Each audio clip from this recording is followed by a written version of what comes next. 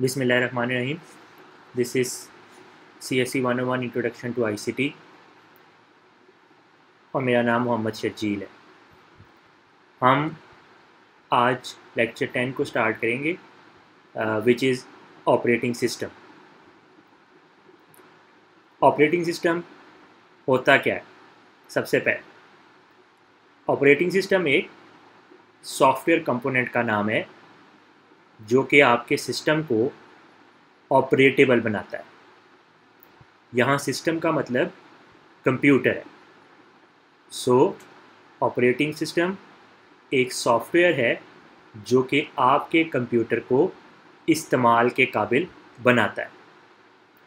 इसको शॉर्ट में OS भी कहते हैं।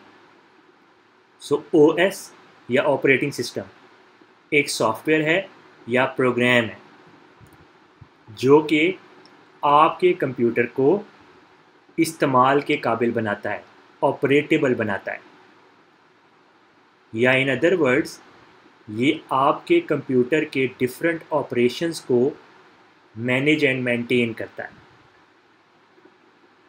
अब चूँकि आपके कंप्यूटर के अंदर हार्डवेयर जो है वो मुख्तलिफ़ किस्म का होता है और ये हमने सेकंड चैप्टर कंप्यूटर ऑर्गेनाइजेशन में डिटेल से देखा था कि क्या क्या हार्डवेयर कंपोनेंट्स के से मिल के आपका कंप्यूटर बनता है। CPU था, इनपुट आउटपुट यूनिट था, मेमोरी यूनिट था।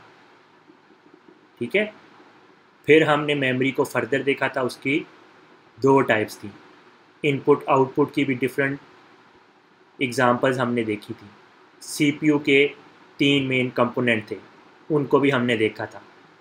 अब ये जो सारे के सारे कंपोनेंट कंप्यूटर में लगे हुए हैं हार्डवेयर के, इनको चलाने के लिए, इस्तेमाल के काबिल बनाने के लिए, या इन सब को एक दूसरे के साथ कोऑर्डिनेट कराने के लिए, एक दूसरे के साथ मिल के काम कराने के लिए जो प्रोग्राम लिखा जाता है वो होता है ऑपरेटिंग सिस्टम।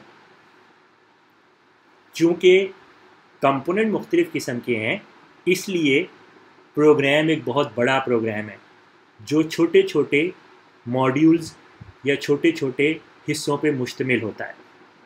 तो ऑपरेटिंग सिस्टम एक बहुत बड़ा सॉफ्टवेयर है या प्रोग्राम है, एक बहुत बड़ा सॉफ्टवेयर या प्रोग्राम है जिसके अंदर छोटे छोटे कई प्रोग्राम्स मिले हुए हैं।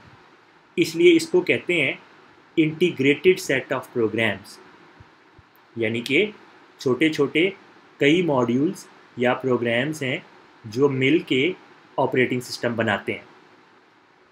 ऑपरेटिंग सिस्टम के बग़ैर आपका कंप्यूटर चल ही नहीं सकता।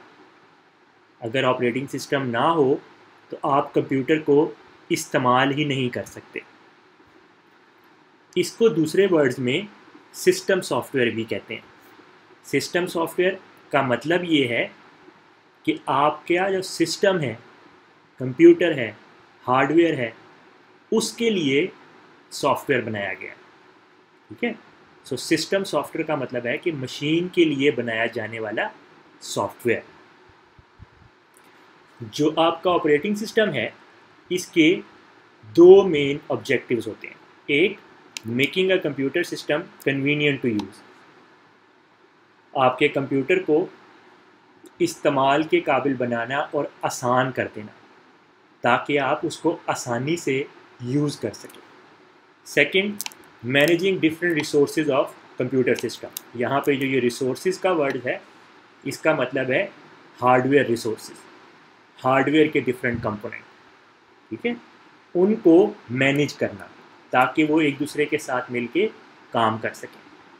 एक तो आपके कंप्यूटर को आपके लिए आसान कर देना, दूसरा जो वहाँ की रिसोर्सेज हैं आपके कंप्यूटर की, उनको, कंप्यूटर की रिसोर्सेज को आपस में एक दूसरे के साथ मिल के काम करवाना। ऑपरेटिंग सिस्टम को प्लेटफॉर्म भी कहते हैं। तो अभी मैंने बताया सिस्टम सॉफ्टवेयर भी कहते हैं, प्लेटफॉर्म भी कहते हैं।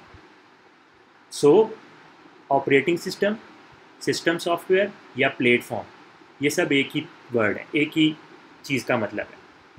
सो जो ऑपरेटिंग सिस्टम है ये एक सॉफ्टवेयर कंपोनेंट होता है, प्रोग्राम होता है, जो कि किसी भी कंप्यूटिंग डिवाइस या कंप्यूटर्स के ऊपर इंस्टॉल होता है और उन कंप्यूटर्स को इस्तेमाल के काबिल बनाता है। अब हमने उसी चैप्टर में, चैप्टर 2 में कंप्यूटर ऑर्गेनाइजेशन में ऑपरेटिंग सिस्टम जब पढ़ा था या सिस्टम सॉफ्टवेयर की जब इंट्रोडक्शन देखा था, तो हमने ये भी देखा था कि वहाँ पे एप्लीकेशन सॉफ्टवेयर भी एक चीज़ थी। ठीक है, तो एप्लीकेशन सॉफ्टवेयर या एप्लीकेशन प्रोग्राम जो होता है वो यूज़र के लिए बनाया जाता है। सिस्टम सॉफ्टवेयर या ऑपरेटिंग सिस्टम जो होता है वो कंप्यूटर के लिए बनाया जाता है या हार्डवेयर के लिए बनाया जाता है। ये इस डायग्राम में, ये जो अभी आपके सामने है लेयर्ड आर्किटेक्चर, इसमें बड़े बेहतर तरीके से समझाया गया है। सो आपके पास यूज़र्स हैं, ये यूज़र है, ये यूज़र है या ये यूज़र है, डिफरेंट यूज़र्स हैं, वो एप्लीकेशन सॉफ्टवेयर को इस्तेमाल कर रहे हैं। अगर आप ये देखें तो इनका लिंक सिर्फ एप्लीकेशन सॉफ्टवेयर के साथ है। ठीक है, एप्लीकेशन सॉफ्टवेयर जो होता है वो यूज़र के लिए होता है, हमें फ़ायदा देता है, जैसे कैलकुलेटर है, ठीक है, या जैसे पावर पॉइंट है, या जैसे माइक्रोसॉफ्ट वर्ड है, या जैसे मीडिया प्लेयर है कोई VLC प्लेयर या कुछ और।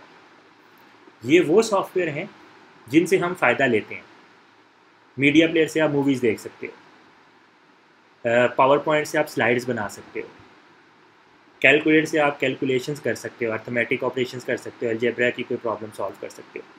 ठीक है, जो एप्लीकेशन प्रोग्राम है ये ऑपरेटिंग सिस्टम के ऊपर इंस्टॉल हुआ है। ये देखिए, ये वाली लेयर इस वाली लेयर के नीचे है, ये वाली जिधर क्रॉस लगा हुआ। सो ऑपरेटिंग सिस्टम के ऊपर एप्लीकेशन सॉफ्टवेयर इंस्टॉल हुआ होता है, ये एप्लीकेशन प्रोग्राम इंस्टॉल हुआ। अगर ऑपरेटिंग सिस्टम को हटा दें, ख़त्म कर दें इस लेयर को, ठीक है, तो application program direct computer hardware के ऊपर नहीं चल सकता। ठीक है, तो ये लेयर्ड आर्किटेक्चर में यही समझाया गया।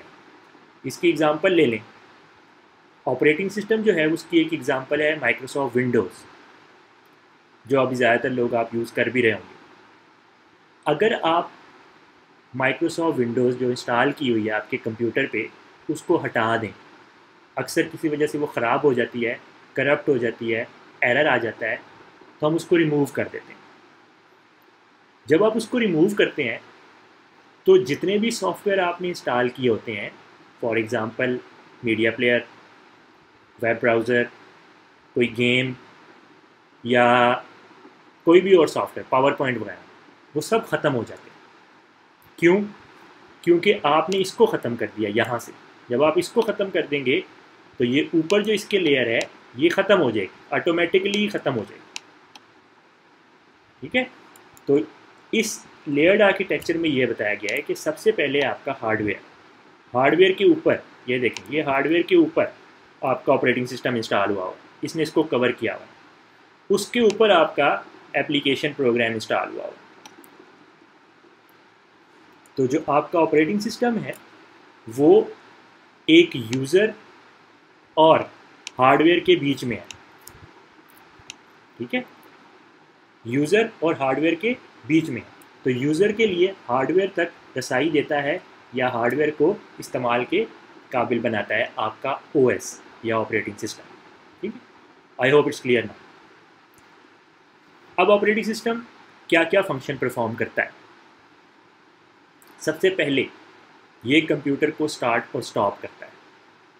ठीक है, जैसे ही आप कंप्यूटर ऑन करते हैं, ऑपरेटिंग सिस्टम ही है जो आपके कंप्यूटर को चलाता है, स्टार्ट करता है। सेकंड, ये यूज़र इंटरफेस प्रोवाइड करता है, एक ऐसा इंटरफेस जिसके ज़रिए आप कंप्यूटर को इस्तेमाल कर सकें, जो विंडोज़ का एक इंटरफेस आपके सामने आता है, डेस्कटॉप जिसको आप कहते हैं। आप स्टार्ट क्लिक करते हैं, प्रोग्राम्स ओपन हो जाते हैं।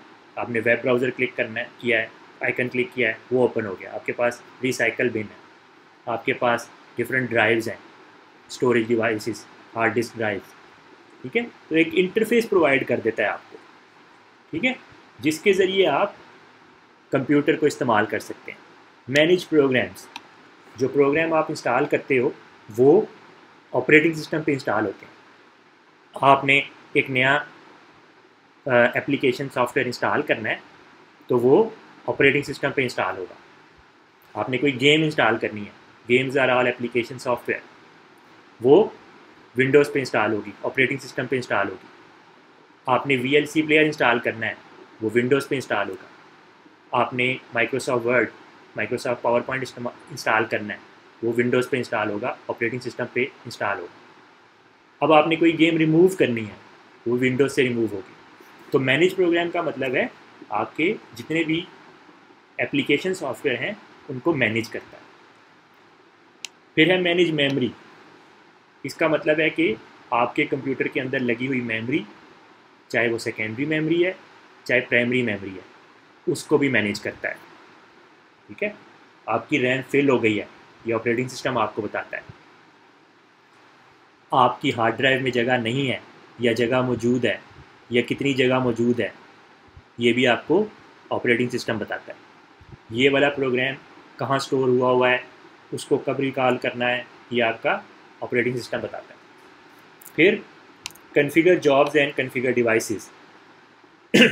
आप जब बाहर से कोई एक्सटर्नल डिवाइस लगाते हो, अक्सर आप USB लगाते हैं, प्रिंटर लगाते हैं कंप्यूटर के साथ, उनको भी ऑपरेटिंग सिस्टम ही मैनेज करता है। फिर इंटरनेट कनेक्शन, आप इंटरनेट का कनेक्शन बनाना चाहते हैं, इंटरनेट इस्तेमाल करना चाहते हैं, तो ऑपरेटिंग सिस्टम ही आपको इंटरनेट तक रसाई देता है। फिर परफॉर्मेंस मॉनिटर करता है, सिस्टम की परफॉर्मेंस देखता है। अक्सर आपको एरर आता है, आपकी हार्ड डिस्क फिल हो रही है, आपका कंप्यूटर हीट अप हो रहा है, आपका फलां डिवाइस काम नहीं कर रही, आपका प्रिंटर ऑन नहीं है, तो ये सारी परफॉर्मेंस की बातें भी आपका ऑपरेटिंग सिस्टम ही आपको बताता है। आपके कंप्यूटर की स्पीड स्लो हो रही है, उस पर लोड बढ़ रहा है या कम हो रहा है, एंड सो ऑन। फिर फाइल मैनेजमेंट, आप डिफरेंट फाइल्स क्रिएट करते हो, उनको डिलीट करते हो, किसी फाइल को अपडेट करते हो, उसकी लोकेशन चेंज करते हो, ये सारे काम भी ऑपरेटिंग सिस्टम करके दे रहा है। फिर नेटवर्क कंट्रोल करना, अगेन इंटरनेट वाली बात है। सिक्योरिटी एडमिनिस्टर करना, ठीक है, सिक्योरिटी को मैनेज करना, ठीक है, जैसे फायरवॉल है, एंटीवायरस है, इस किस्म के सॉफ्टवेयर ऑपरेटिंग सिस्टम ही उनको मैनेज करता है।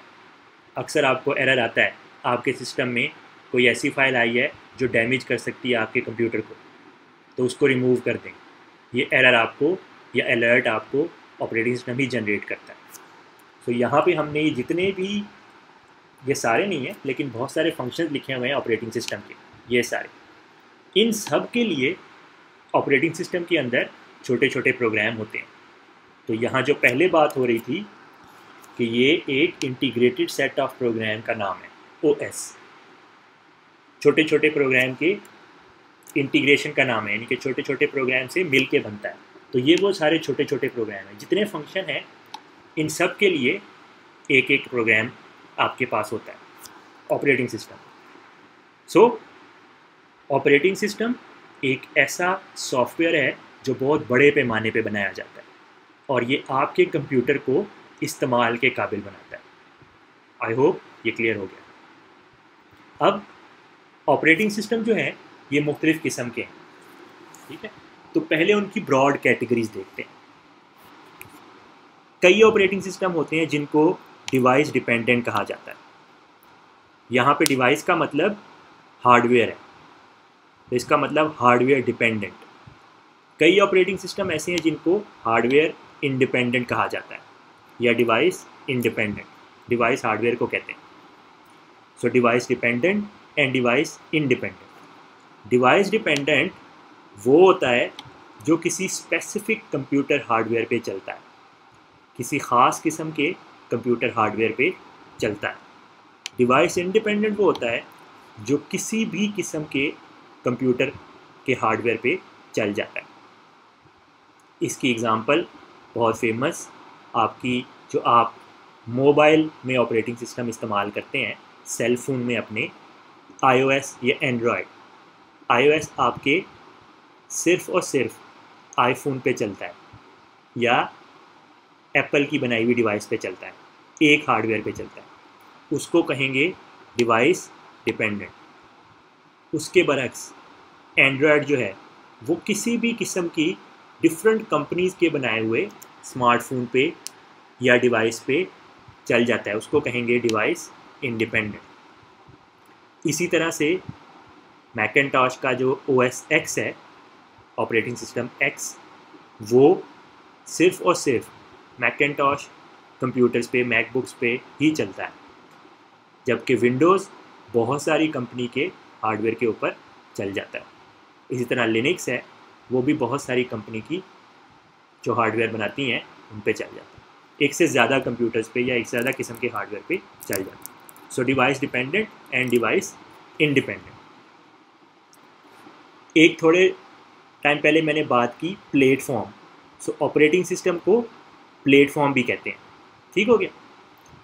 सो अब ऑपरेटिंग सिस्टम तो कंप्यूटर हार्डवेयर पे चल रहा है, लेकिन एप्लीकेशन सॉफ्टवेयर ऑपरेटिंग सिस्टम पे चल रहा है। ये अभी मैंने इस डायग्राम में एक्सप्लेन किया था। ऑपरेटिंग सिस्टम कंप्यूटर हार्डवेयर पे चल रहा है, लेकिन एप्लीकेशन सॉफ्टवेयर ऑपरेटिंग सिस्टम के ऊपर चल रहा है। तो कई ऐसे एप्लीकेशन सॉफ्टवेयर होंगे जो किसी एक ऑपरेटिंग सिस्टम पर ही चलेंगे। कई ऐसे एप्लीकेशन सॉफ्टवेयर होंगे जो एक से ज़्यादा ऑपरेटिंग सिस्टम पे चल जाएंगे। एग्ज़ाम्पल से समझ लें, कोई एक ऐप है स्मार्टफोन के लिए बनाई गई, वो सिर्फ़ और सिर्फ iOS पे चलेगी। एक ऐसी ऐप है, एक प्रोग्राम है जो सिर्फ आईफोन पे चलेगा, एंड्रॉयड पे नहीं रन होगा। कई ऐसी एप्लीकेशंस होंगी, ऐप्स होंगी जो आईफोन पे भी चल जाएंगी, iOS पे भी और एंड्रॉयड पे भी चल जाएंगी। इसी तरह कई ऐसे प्रोग्राम होंगे, एक एग्ज़ाम्पल ले लेते हैं, माइक्रोसॉफ्ट पावर पॉइंट है, ये विंडोज़ पे चलेगा, मैकिन्टॉश पे नहीं चलेगा। चलता है, मैंने ऐसे एक एग्ज़ाम्पल दिया आपको कि कई ऐसे सफारी ब्राउज़र देख लें, अगर आपने कभी रन किया हो, वो सिर्फ मैकिन्टॉश पे चलता है, विंडोज़ पे नहीं चलता।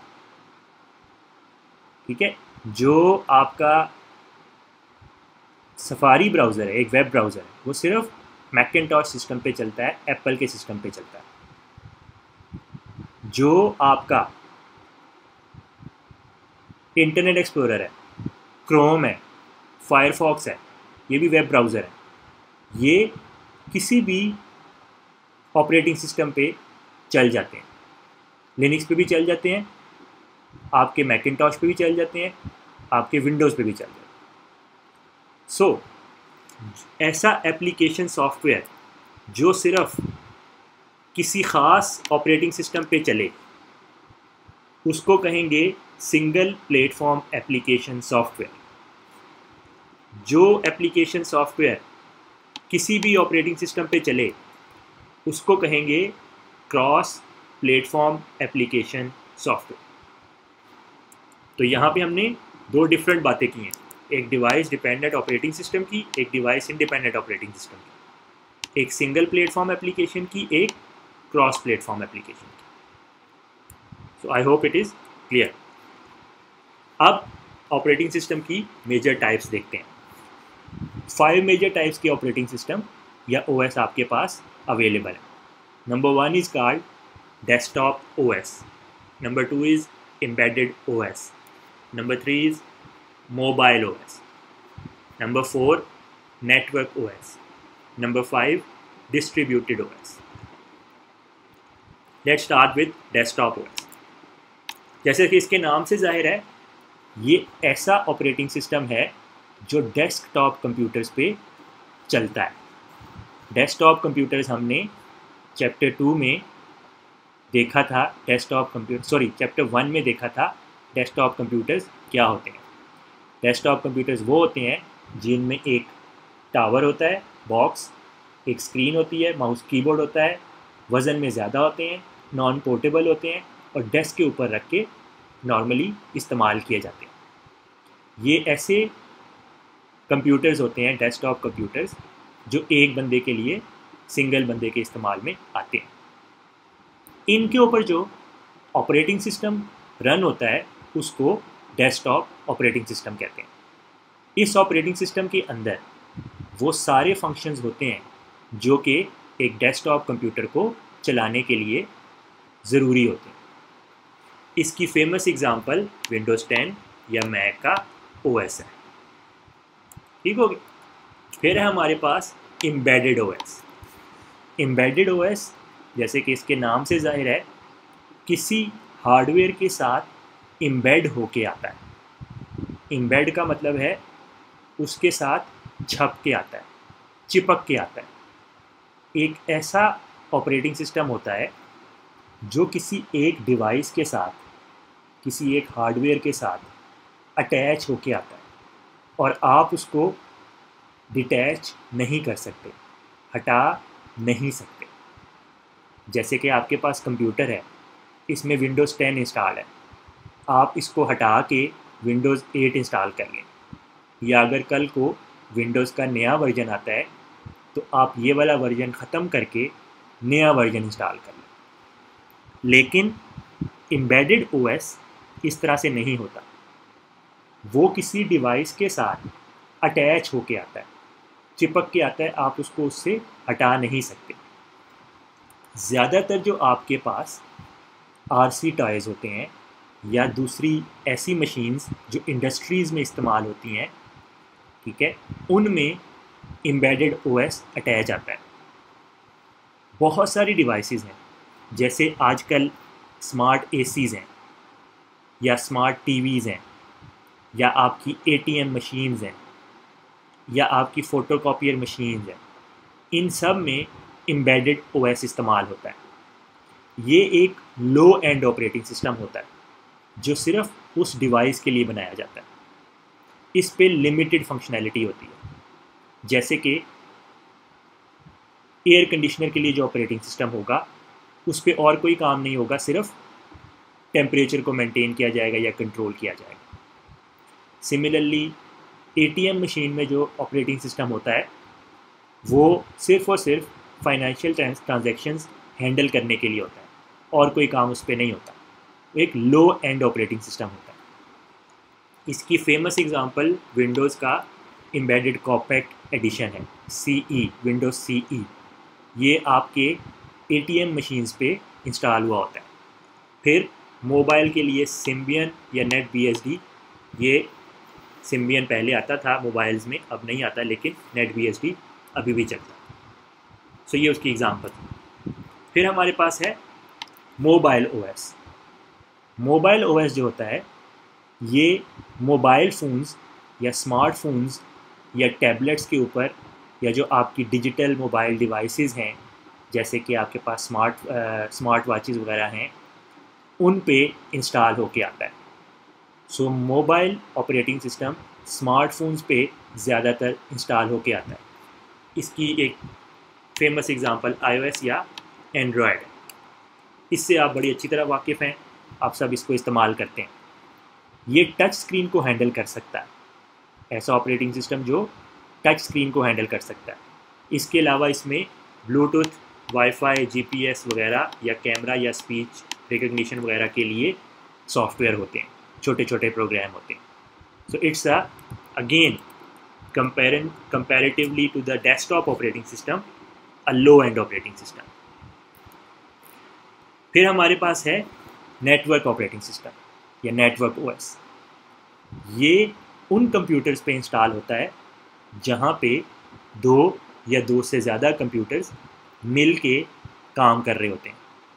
जैसे कि आप जब लैब्स में बैठते थे कंप्यूटर साइंस डिपार्टमेंट में, वहाँ जो कंप्यूटर्स लैब के अंदर थे वो सारे कंप्यूटर्स एक दूसरे के साथ अटैच होते थे। So network OS network environment में जहाँ ग्रुप ऑफ कंप्यूटर्स आपस में एक दूसरे के साथ मिल के काम कर रहे होते हैं, फंक्शन कर रहे होते हैं, वहाँ पे इंस्टॉल हुआ होता है।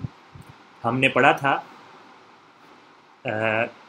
जो सेकंड चैप्टर में ही फर्स्ट चैप्टर में ही हमने पढ़ा था, आपके पास क्लाइंट नेटवर्क सर्वर था और हमारे पास वर्क स्टेशन था। नेटवर्क सर्वर जो सर्वर कंप्यूटर होता है, वर्क स्टेशन जो आपके पास क्लाइंट कंप्यूटर होता है। उन दोनों पे ये नेटवर्क ऑपरेटिंग सिस्टम इंस्टॉल हुआ होता है। मैं आपको बताया था कि जब आप एक कंप्यूटर को दूसरे से कनेक्ट करते हो, एक सर्वर हो जाता है, एक क्लाइंट हो जाता है, तो वहाँ पे नेटवर्क ऑपरेटिंग सिस्टम इंस्टॉल होता है। इसकी एग्जांपल विंडोज सर्वर 2013, ओरेकल का सोलारिस, या जो आपका लाइनेक्स है। जो आपके पास नेटवर्क ओएस है, ये ग्रुप ऑफ कंप्यूटर्स जहाँ मिल के काम करते हैं वहाँ ज़रूरी होता है। फिर आपके पास है डिस्ट्रीब्यूटेड ओएस। सबसे पहले तो डिस्ट्रीब्यूटेड को समझें। डिस्ट्रीब्यूट का मतलब है तकसीम कर देना। अब डिस्ट्रीब्यूटेड ओएस या डिस्ट्रीब्यूटेड नेटवर्क की एक एडवांस किस्म है। यहाँ पे भी ग्रुप ऑफ कंप्यूटर्स होते हैं, दो या दो से ज़्यादा कंप्यूटर्स होते हैं, ठीक है, लेकिन वो पैरेलली काम करते हैं, एक दूसरे के साथ मिलके एक वक्त में काम करते हैं, ठीक है। डिस्ट्रीब्यूटेड ओएस एक कंप्यूटर पे इंस्टॉल नहीं होता। डिस्ट्रीब्यूटेड ओएस किसी एक डिवाइस पे एक ही वक्त में इंस्टॉल नहीं होता। ये 2, 3, 4 या 2 से ज़्यादा डिवाइसेस पे एट अ टाइम इंस्टॉल किया जाता है, थोड़े थोड़े मॉड्यूल्स। फॉर एग्ज़ाम्पल, आपके पास 4 कंप्यूटर्स हैं। 4 कंप्यूटर्स में आप इसको पार्ट्स में इंस्टॉल करते हो। कुछ हिस्सा एक कंप्यूटर पे, फिर कुछ दूसरे पे, फिर कुछ तीसरे पे, कुछ चौथे पे। दैट मीन डिस्ट्रीब्यूट होके। सो एक ऐसा ऑपरेटिंग सिस्टम जो डिस्ट्रीब्यूट होके इंस्टॉल होता है और काम भी ऐसे ही करता है। जब आप ऐसे कंप्यूटर्स को जो डिस्ट्रीब्यूटेड इन्वायरमेंट में लगे होते हैं कोई काम करने को कहते हो, तो वो एक दूसरे के साथ काम डिवाइड कर लेते हैं। 4 कंप्यूटर्स लगे हैं, तो आपने उनको कहा ये फ़लाँ चीज़ प्रोसेस करके दो, तो वो सारे अपना काम डिवाइड कर लेंगे। कुछ कोई हिस्सा कोई परफॉर्म कर लेगा, कोई हिस्सा कोई परफॉर्म कर लेगा, कोई हिस्सा कोई परफॉर्म कर लेगा, कोई हिस्सा कोई परफॉर्म। तो टास्क डिस्ट्रीब्यूट हो जाता है, तकसीम हो जाता है।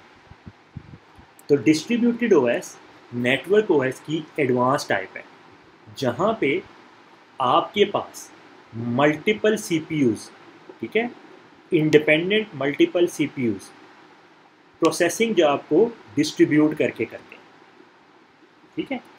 इसकी एग्जांपल इन्फर्नो है, जो कि बहुत फेमस डिस्ट्रीब्यूटेड ऑपरेटिंग सिस्टम की example. So 5 type of OS operating system: desktop OS, embedded OS, mobile OS, network OS या distributed OS. I hope it is clear now. So let's move forward. Process management. अब हमने operating system के 2-3 बहुत important functions हैं, उनको यहाँ पे पढ़ना है। ऑपरेटिंग सिस्टम की तो समझ आ गई कि बेसिक ऑपरेटिंग सिस्टम क्या होता है। फिर हमने device dependent, device independent operating system को भी देख लिया। ऑपरेटिंग सिस्टम के मेन कुछ फंक्शंस भी देख लिए। फिर हमने उसकी मेन 5 टाइप्स भी देख ली। अब इन डिटेल देखते हैं कि ऑपरेटिंग सिस्टम के अंदर जो छोटे छोटे प्रोग्राम्स हैं, उनमें से 2-3 प्रोग्राम्स को यहाँ पे स्टडी करते हैं। इस स्लाइड में मैंने बताया था मैनेज प्रोग्राम्स, ठीक है। तो ऑपरेटिंग सिस्टम मैनेज प्रोग्राम कैसे करता है, या स्केड्यूल जॉब्स ये कैसे करता है, ठीक है। ये दोनों काम आपका ऑपरेटिंग सिस्टम एक मॉड्यूल के थ्रू करता है, जिसको कहते हैं प्रोसेस मैनेजमेंट, ठीक है। तो सबसे पहले तो ये समझना ज़रूरी है कि प्रोसेस क्या है, जिसको मैनेज करना है वो है क्या, ठीक है। आपका ऑपरेटिंग सिस्टम प्रोसेस मैनेजमेंट करता है, तो इसके लिए पहले ये समझना ज़रूरी है कि प्रोसेस क्या है, प्रोसेस है क्या जिसको मैनेज करना है। ठीक है। प्रोसेस से आपके जहन में प्रोसेसर आ रहा होगा, ठीक है। तो प्रोसेसर जो है वो प्रोसेस को एग्जीक्यूट करता है। अब पहले प्रोसेस को समझ लेते हैं। प्रोसेस जो होता है, ठीक है, वो काम करने को कहते हैं, जॉब को कहते हैं, या टास्क को कहते हैं। टास्क, जॉब या प्रोसेस, एक ही चीज़ के तीन नाम हैं। जॉब या टास्क कहते हैं किसी काम को किसी को असाइन करने को। प्रोसेस कहते हैं जब वो काम जिसको असाइन किया गया था वो उसको एग्जीक्यूट कर रहा हो, चला रहा हो, मुकम्मल कर रहा हो। एग्ज़ाम्पल से समझते हैं। मैंने आपको कहा ये असाइनमेंट है, इस टॉपिक के मुतालिक ये आपने कल बना के सबमिट करवानी। अब ये आपको एक टास्क दे दिया गया है, आपके लिए एक जॉब है जो आपने करनी है। अब आप लेक्चर सुनने के बाद असाइनमेंट ओपन करेंगे और उसको करना शुरू करेंगे, हल करना शुरू करेंगे, सलूशन लिखना शुरू करेंगे। जब आप वो काम कर रहे होंगे तो जो असाइनमेंट आपको दी गई थी वो प्रोसेस में कन्वर्ट हो जाएगी। जब वो कंप्लीट हो जाएगी, आप वो असाइनमेंट बना लेंगे तो आपकी जॉब मुकम्मल हो गई। जो टास्क आपको असाइन किया गया था वो पूरा हो गया। सो दैट मीन्स एक जॉब एक प्रोसेस के थ्रू होते हुए, प्रोसेस से गुजरते हुए कंप्लीट हो जाती। सो जैसे यहाँ पे लिखा हुआ है, a process is a program और a task in execution state, जब वो एग्जीक्यूट हो रही हो। अब कंप्यूटर के लिए क्या चीज़ एग्जीक्यूट करनी होती है उसमें? जैसे प्रीवियस चैप्टर में, चैप्टर 8 में हमने देखा था, एल्गोरिथम होता है जिससे हम प्रोग्राम बनाते हैं और प्रोग्राम जो है वो कंप्यूटर एग्जीक्यूट करता है। तो आपका कंप्यूटर प्रोग्राम को एग्जीक्यूट करता है, प्रोग्राम को प्रोसेस में कन्वर्ट करता है। आप उसे कहते हैं 4 नंबर हैं, इनको सम करो, एवरेज निकालो और हमें आंसर बताओ। ठीक है, आपने उसको एक टास्क दे दी, आपने उसको एक काम दे दिया कि मेरे पास 4 नंबर हैं, इनकी एवरेज मालूम करो और मुझे आउटपुट दिखाओ। अब वो क्या करेगा? आपसे ये टास्क एक्सेप्ट करेगा और इसको प्रोसेस में कन्वर्ट करेगा, प्रोसेसर के ऊपर उसको चलाएगा, जो आंसर आएगा वो आपको दिखा देगा। जिस दौरान वो ये काम कर रहा था तब आपका टास्क प्रोसेस में कन्वर्ट हो गया। जब प्रोसेस कंप्लीट हो गया तो आपका जो टास्क था उसका आउटपुट आपके पास कंप्लीट होके नज़र आ गया। सो आप जब कंप्यूटर को टास्क करने को कहते हैं, कोई जॉब करने को कहते हैं, वो उसको प्रोसेस में कन्वर्ट करता है और आपको उसका आउटपुट या उसका सलूशन दिखाता है। अब कंप्यूटर जो है आपके पास, उसके पास एक प्रोसेसर लगा हुआ है। आपके कंप्यूटर के अंदर एक प्रोसेसर लगा होता है। जब आप उसे कहते हैं ये फ़लाँ काम है वो करके दो, जैसे मैंने अभी बताया कि आप उसे कहते हैं 4 नंबर ले लो, इनको सम या एवरेज करो और हमें आउटपुट दिखाओ, तो वो इसको प्रोसेस में कन्वर्ट करेगा, प्रोसेसर या सीपीयू के ऊपर उसको रन करेगा और आपको आउटपुट दिखा देगा। एक प्रोसेसर एक वक्त में एक ही काम कर सकता है। अब आपका ऑपरेटिंग सिस्टम यहाँ पे क्या रोल प्ले करता है? वो आपके टास्क को लेता है, सीपीयू पे एग्जीक्यूट करवाता है, प्रोसेस करवाता है और आपको आउटपुट दिखाता है। मैंने कहा था ना, ऑपरेटिंग सिस्टम कंप्यूटर को इस्तेमाल के काबिल बनाता है, तो वो आपके प्रोसेसर को उससे प्रोसेसिंग करवा रहा है। तो आपने टास्क दिया, ऑपरेटिंग सिस्टम ने एक्सेप्ट किया, मैं ये काम करवा देता हूँ, वो प्रोसेस को रन करता है, आउटपुट आता है, वो आपको दिखा देता है। ये तो बड़ा आसान हो गया, इसमें तो कोई मैनेजमेंट ना हो। अब आप करते क्या हो, आप उसे कहते हो 4 नंबर लो, इसे एवरेज करो, हमें आउटपुट दिखाओ। साथ ही आप उसको एक और काम कह देते हो, आप कहते हो इसके साथ मुझे वीडियो सॉन्ग भी चला के दिखाओ। साथ ही आप कहते हो मुझे वेब ब्राउज़र में ये फ़लाँ वेबसाइट है वो भी चला के दिखाओ। अब आपने क्या किया, आपने उसको 3 काम करने को कह दिया। एक काम है एवरेज या सम करने का प्रोग्राम चलाना, दूसरा काम है वेब ब्राउज़र में कोई वेबसाइट ओपन करना, तीसरा काम है वीडियो सॉन्ग चलाना, कोई सॉन्ग या कोई मूवी या कोई वीडियो वो प्ले कराना। 3 काम आपने उसको दे दिए। अब उसके पास प्रोसेस करने के लिए, एक काम को प्रोसेस करने के लिए, एक प्रोग्राम को प्रोसेस करने के लिए एक ही CPU है। अब ऑपरेटिंग सिस्टम फंस गया। अब वो क्या करेगा, अब यहाँ पे वो मैनेजमेंट करेगा। जब एक ही काम था तब इतनी कोई मैनेजमेंट की ज़रूरत नहीं थी, कोई ख़ास काम आया, उसको प्रोसेस किया, रिज़ल्ट बता दिया। लेकिन आजकल हम ऐसे नहीं करते, हम एक से ज़्यादा काम उससे करवा रहे होते हैं। इसको एक और तरीके से इस जगह पे देखें, यहाँ पे इस डायग्राम में बताया गया है कि यहाँ पे आपका ऑपरेटिंग सिस्टम है, ये आपका ऑपरेटिंग सिस्टम है, ये वो CPU को मैनेज कर रहा है। CPU जैसे कि उससे हार्डवेयर है तो उसके नीचे वाली लेयर पे है, ये वो प्रोग्राम है जो आपने उसको चलाने को दिया। ठीक है, यहाँ पे P1, P2, P3, P4 लिखा हुआ है। P1 को लगा लें, वो वेब ब्राउज़र है। P2 को लगा लें, एवरेज का प्रोग्राम है। P3 को लगा लें, मीडिया प्लेयर है। P4 को लगा लें, माइक्रोसॉफ्ट वर्ड है। आपने उसे ये चारों काम करने को दे दिए अपने ऑपरेटिंग सिस्टम को यहाँ पे। अब ऑपरेटिंग सिस्टम के लिए ये 4 के 4 काम टास्क हैं।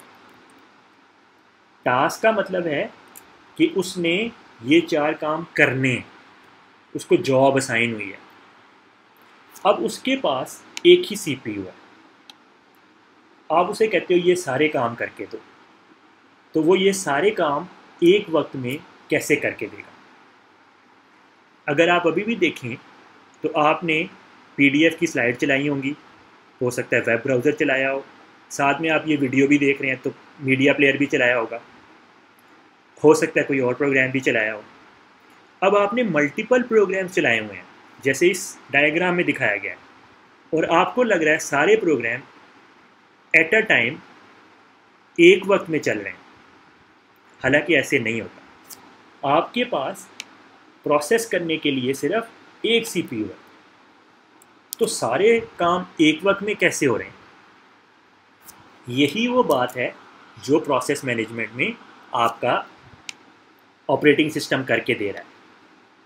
वो ये सारे काम एट अ टाइम नहीं कर रहा क्योंकि पॉसिबल ही नहीं है, उसके पास एक CPU है, लेकिन वो इनको मैनेज कर रहा है और आपको लग रहा है कि सारे काम एक वक्त में हो रहे हैं। इसके लिए ऑपरेटिंग सिस्टम के अंदर मुख्तलिफ एल्गोरिथम्स होते हैं। फॉर एग्ज़ाम्पल, एक तरीका, वे ऑफ डूइंग, वो ये है कि वो इसको आपको चला के दिखाता है और कहता है बाकी 3 रोक दो। जैसे ही ये कंप्लीट हो जाए ये वाला काम, तो फिर इसको चला दो, बाकी 3 को रोक दो। एक और अगली बारी में इसको चला दो, इन दोनों को या इन तीनों को रोक दो। तो आहिस्ता आहिस्ता सारे काम हो जाएंगे, लेकिन इसमें वेट करना पड़ेगा। जब एक चल रहा होगा बाकी 3 को वेट करना पड़ेगा। एक और तरीका ये है, कुछ देर के लिए, इतने हिस्से के लिए इस प्रोग्राम को चला दो, फिर कुछ देर के लिए इस प्रोग्राम को चला दो, फिर कुछ देर के लिए इस प्रोग्राम को चला दो, फिर कुछ देर के लिए इस प्रोग्राम को चला दो। जब ये ख़त्म हो जाए इसका इतना हिस्सा, फिर वापस इस पे आ जाओ, इसका अगला हिस्सा चला दो, फिर इसका अगला हिस्सा चला दो, फिर इसका अगला हिस्सा चला दो, फिर इसका अगला हिस्सा चला दो। जब ये कंप्लीट हो जाए फिर इसका फाइनल पार्ट चला दो, फिर इसका फाइनल पार्ट चला दो, फिर इसका फाइनल पार्ट चला दो, और फिर जो आपका आखिरी वाला प्रोग्राम है उसका कुछ हिस्सा चला दो। इसको कहते हैं टाइम शेयरिंग। टाइम शेयरिंग का मतलब है कुछ देर के लिए कोई काम करना, फिर उसको रोक देना, फिर कोई दूसरा काम करना, फिर उसको भी रोक देना, फिर कुछ देर के लिए तीसरा काम करना, फिर उसको भी रोक देना, फिर पहले पे चले जाना, फिर कुछ देर के लिए पहला काम करना, फिर उसको रोक देना, फिर कुछ देर के लिए दूसरा काम करना, फिर उसको रोक देना, फिर कुछ देर के लिए तीसरा काम करना, फिर उसको रोक देना। इसको कहते हैं टाइम को शेयर करना डिफरेंट कामों के दरमियान, ताकि सारे काम पैरेलल में हो रहे हों, एक वक्त में हो रहे हों, लेकिन असल में एक वक्त में एक ही काम हो रहा हो। लेकिन आपका कंप्यूटर ये सारा टाइम शेयरिंग का काम इतना फास्ट करता है कि आपको पता नहीं चलता। हमें लग रहा होता है कि आपका कंप्यूटर ये सारे काम एक वक्त में कर रहा है, वो एक वक्त में नहीं कर रहा होता। कुछ देर एक काम कर रहा होता है, फॉर एग्ज़ाम्पल वीडियो चला रहा होता है, कुछ देर वेब ब्राउज़र चला रहा होता है, कुछ देर वर्ड चला रहा होता है। लेकिन आप वो स्विच इतनी जल्दी करता है, विद इन सेकेंड स्विच करता है, सेकेंड के भी कुछ हिस्से में, तो हमें लगता है कि सारे काम एक वक्त में हो रहे हैं। इसको कहते हैं मल्टीटास्किंग। ये एक फिनोमिना है जिसके मुताबिक आपका ऑपरेटिंग सिस्टम प्रोसेस मैनेजमेंट करता है। सो प्रोसेस मैनेजमेंट का एक तरीका ये है कि आप मल्टीटास्किंग कर लें। मल्टीटास्किंग का मतलब है interleaved execution of multiple jobs. Interleave का मतलब है एक कुछ देर के लिए करना, वापस आ जाना, इंटर होना, वापस आ जाना, इंटर होना, लीव करना, एंटर करना, लीव करना, एंटर करना, लीव करना। दैट मीन्स कुछ देर के लिए काम करना, फिर किसी और काम पे आ जाना, फिर कुछ देर के लिए काम करना, फिर किसी और काम के लिए आ जाना। तो एग्जीक्यूशन मल्टीपल जॉब्स की कुछ कुछ देर के लिए करना, इसको कहते हैं मल्टीटास्किंग। ये एक सीपीयू के लिए होती है, जब एक सीपीयू और बहुत सारे टास्क करने हो। इसके बरक्स एक और फिनोमेना है जिसको कहते हैं मल्टी प्रोसेसिंग। मल्टी प्रोसेसिंग में आपके पास एक से ज़्यादा सीपीयूज़ होते हैं। फॉर एग्ज़ाम्पल 2 सीपीयूज़ या 4 सीपीयूज़ या 8 सीपीयूज़।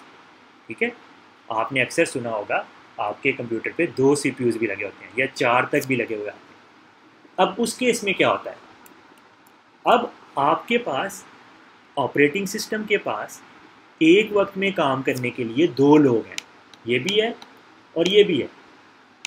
इससे पहले उसके पास सिर्फ एक था, अब उसके पास 2 लोग आ गए।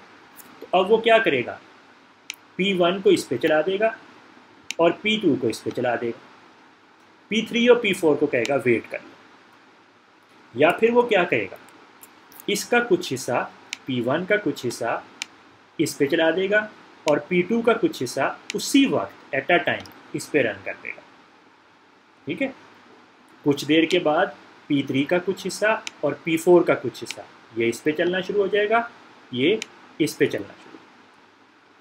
अब चूंकि हमारे पास यहाँ पे 2 प्रोसेसर्स हैं, हो सकता है 4 हो, तो ज़्यादा काम एक वक्त में हो सके। इस फिनोमिना को कहते हैं multi processing. That means parallel execution.